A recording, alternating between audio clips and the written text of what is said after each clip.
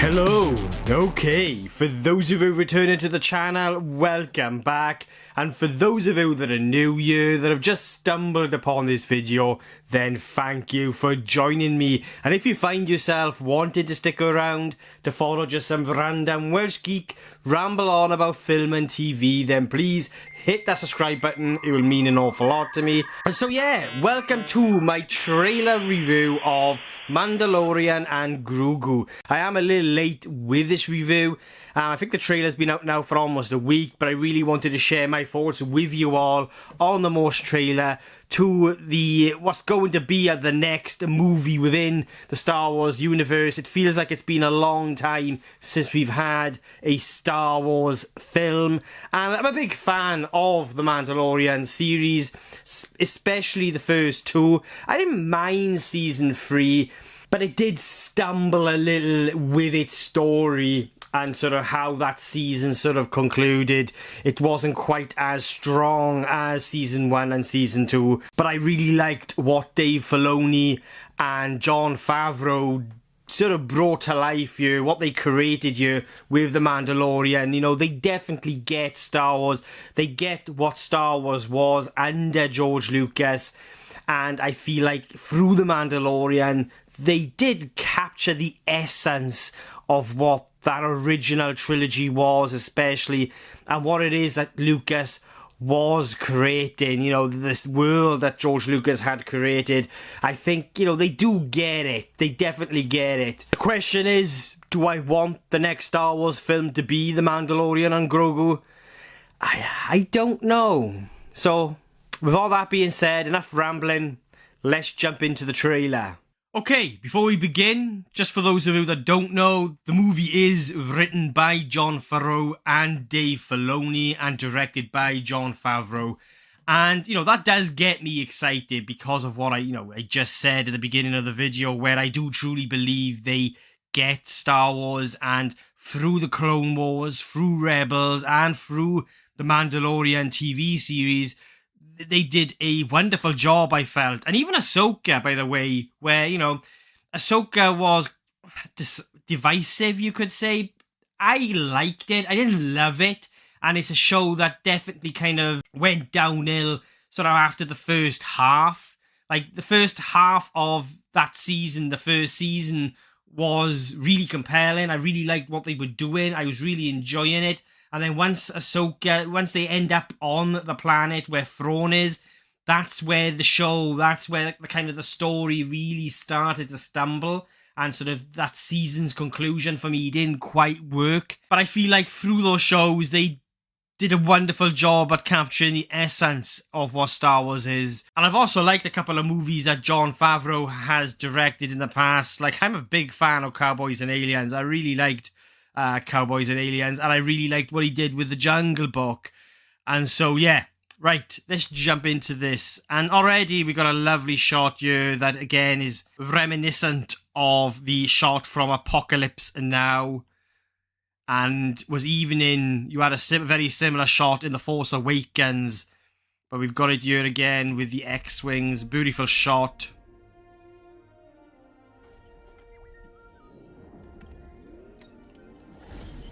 And here we've got the Razor Crest again. This was a ship that he had, or the same type of ship that he had in the first 2 seasons. It was destroyed in season 2. But here we've got him in what looks to be the Razor Crest. And there's Baby Yoda. Grogu.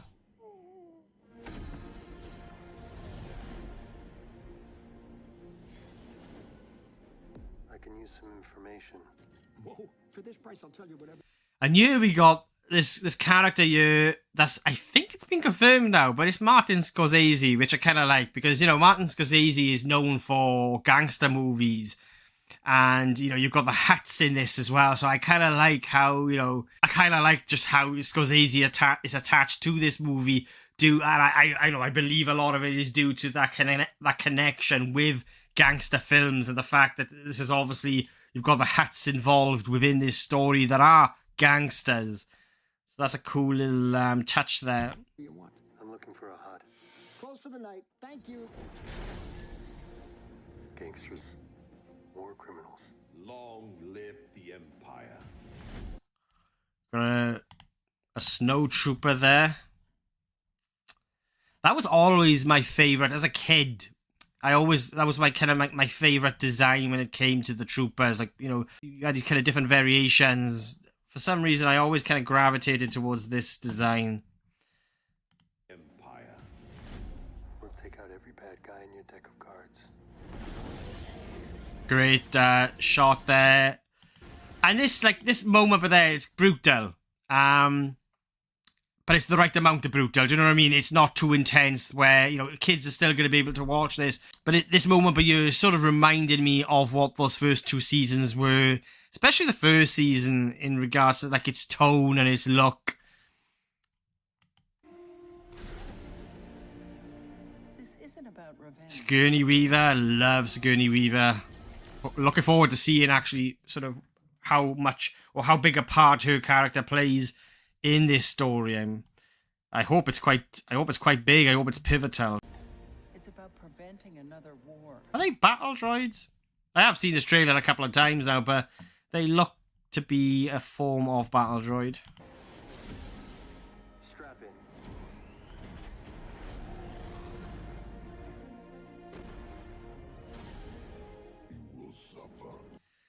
I love this shot by you, and I kind of just love, like, you know, through Pascal's performance and just like Pedro Pascal's performance within this kind of glimpse that we get in you know, he's saying so much. Like, I don't even know what's going on here. I think the trailer doesn't really do a good job of giving us any insight really into the story.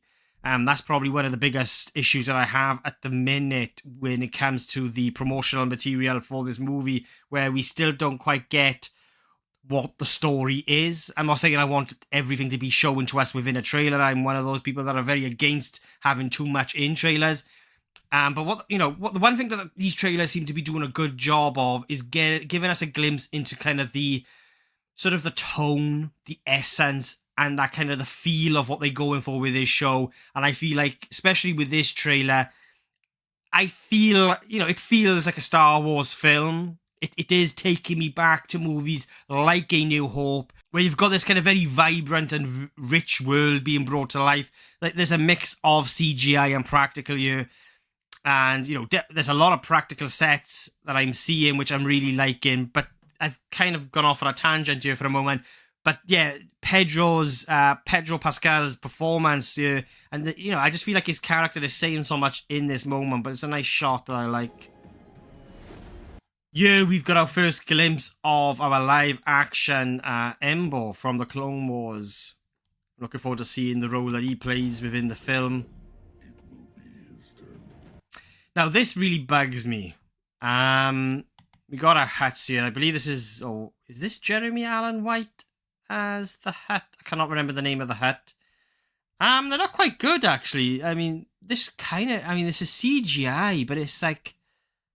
It almost looks like a puppet. That looks like a puppet. Or like a blend of CGI and a puppet. I'm not sure, but I like the look of it anyway. I like the way the light is hitting the characters and everything. It's, again, you know, just from a cinematography point of view, just the way in which it looks, I feel like they are capturing sort of the look, the essence, the feel, the tone of that original trilogy. Like, I'm getting Return of the Jedi vibes by you, in just through the lighting and the way the light is hitting everything and that.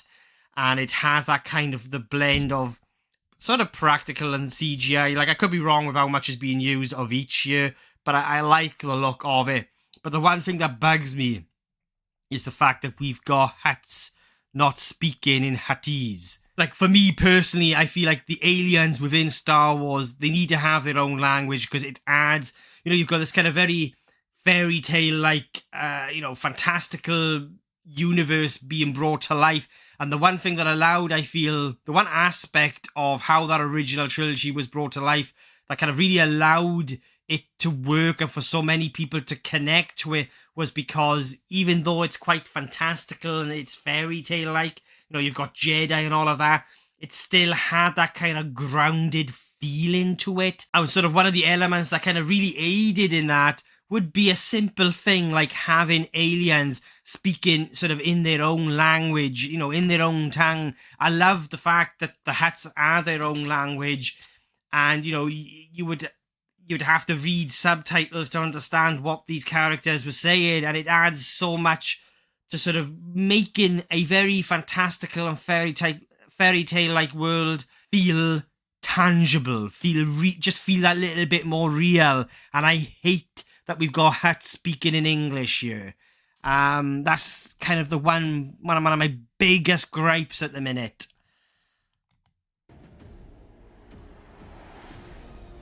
May 22nd. Check your armor. Hmm. It will live centuries. So you got these little aliens by here, and I think we were first introduced to these. I could be wrong, but we were first introduced to these in that shower of shit that was The Rise of Skywalker. I fucking hated Rise of Skywalker. I've never hated a Star Wars film. Never. Until The Rise of Skywalker came along. I mean, I even... Love is a strong word, but the prequels have a special place in my heart. And I never, even to this day, you know, I never hated those movies. But I fucking hated The Rise of Skywalker, and these little fuckers by here are reminding me of that movie. But, you know, this is not The Rise of Skywalker, it's Mandalorian and Grogu. It will live centuries beyond me. Nice shot by here. Again, I'm really liking that kind of the blend of practical and CGI. You know, this looks like an actual set. This is taking me back to like The Empire Strikes Back when they're on Dagobah and where Luke finds Yoda. And this really does take me back to that. It's kind of like the opposite, you could say, where Dagobah was a little darker. And yeah, this is kind of like the opposite, where it's a little bit more vibrant. Poetry. It's all poetry, Star Wars. Be around to protect him. I love this. This kind of reminds me of the game that came out in the early 2000s, Bounty Hunter, Jango Fett Bounty Hunter. Fucking loved it. I've actually recently started replaying the remastered the version, but this looks like it's going to be a fun scene. Scared? You should be.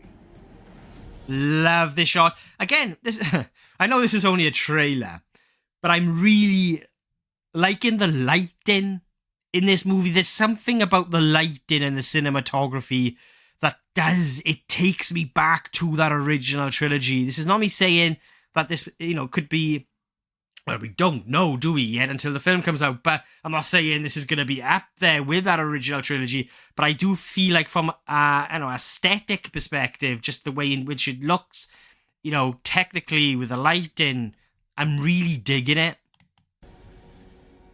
And this just, again, it takes me back to the Ralph McQuarrie, artwork for that original trilogy. I just love the fucking look of this serpent creature here, and you got that is the Mandalorian there. This is a beautiful shot here. And here we have Zeb from the Rebels. Absolutely love Rebels, by the way. When it Clone Wars and Rebels, some of the best Star Wars material, some of the best Star Wars stories that we've had. I highly recommend both shows if you've not seen them. Or do we fight? I like this kid.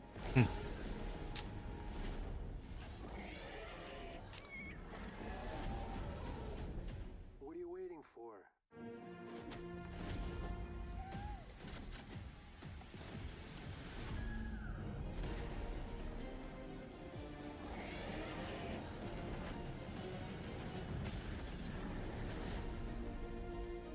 And there we go. And it's even tapping into, like, Let's save the rest for after dinner.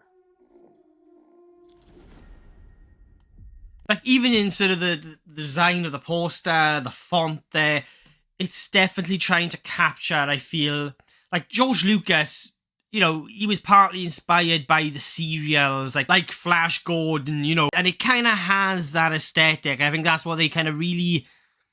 It appears that they kind of really leaning into, they kind of really trying to capture, again, the essence of what, you know, what Star Wars is, what Star Wars was, and sort of, you know, what inspired even George Lucas to create and to bring into life the world that is Star Wars, that universe. So yeah, that's the Mandalorian and Grogu trailer, the most recent trailer that gives us a glimpse of its tone and kind of that feel, and sort of, and sort of alluded to kind of what is going to be involved within the story, or who. Like, you've got, the gangsters, the hats, and yeah, so, right, okay. So yeah, I liked it. It's okay. Like, I mean, there's aspects of it that I like, because I do, like I said, I feel like they're doing, just like with the Mandalorian's show, and even the Clone Wars and Rebels, they are kind of capturing, I feel, the look, the feel, the essence, even sort of the magic, you could say, of the original trilogy as well as the prequels. Wherever that really sort of fully comes to life, whatever that, is, if that's what we actually do get with the finished product, I don't know. I have got faith with Jon Favreau and Dave Filoni. I truly do believe that they get Star Wars, but there was nothing in the trailer that kind of really got me, like, super excited. And it pains me to say that. It's been a while since I can't remember the last time I was excited for a Star Wars release. I think Ahsoka was the last time I was somewhat excited. But it's been a while since we've had a film, and I just feel like it's the handling of Star Wars, especially since, the rise of Skywalker and that kind of the course correction, that U-turn they took. And then we've had some real big misfires within sort of the TV side of things, like The Acolyte was another just, what the fuck was that? Even the Obi-Wan show, there was so much potential there to give us something really, truly special. And the Obi-Wan show was frustrating because there were elements in it that I adored, that I loved.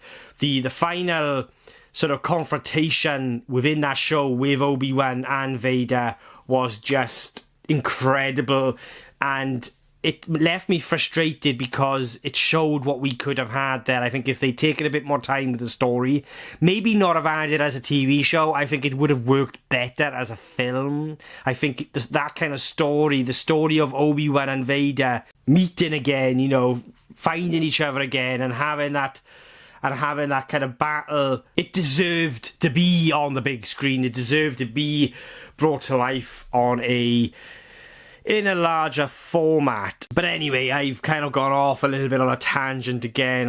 we're talking about the Mandalorian, yeah, and I'm like, I think like a lot of people at the minute, I don't want to be one of those ones that's, always negative and bashing Disney and Star Wars, because that's just not me. I will give everything a chance. But at the moment, when it comes to Star Wars, like, yes, I'm looking forward to it, because of all these sort of the different elements that I've already mentioned, but I'm not really super excited for it. And this trailer and the previous one has done nothing to really get me super hyped for it yet. But like I said, there's a lot that I liked in it from a sort of a visual perspective, the kind of the look, the feel, a blend of what appears to be practical and CGI. I'm liking. So yeah, look, enough rambling from me. They are my thoughts on the Mandalorian and Grogu trailer. But what do you guys think? Did you love it? Did you hate it? Did you agree or disagree with anything I've said? Then please let me know in the comments below. Let's get a discussion going. And if you've made it this far into the video, then thank you so much. I really do appreciate it. My next movie review will be for Good Luck, Have Fun, Don't Die. Caught it last night at the cinema. I've been really looking forward to it. The movie, from the glimpses that we were getting from the trailers, it looked crazy, it looked fun. I caught it last night, and I'm really looking forward to sharing my thoughts with you all on that release. And so yeah, that's it from me for now, guys. Thank you all for watching. I really do appreciate it, and I'll be catching you guys soon.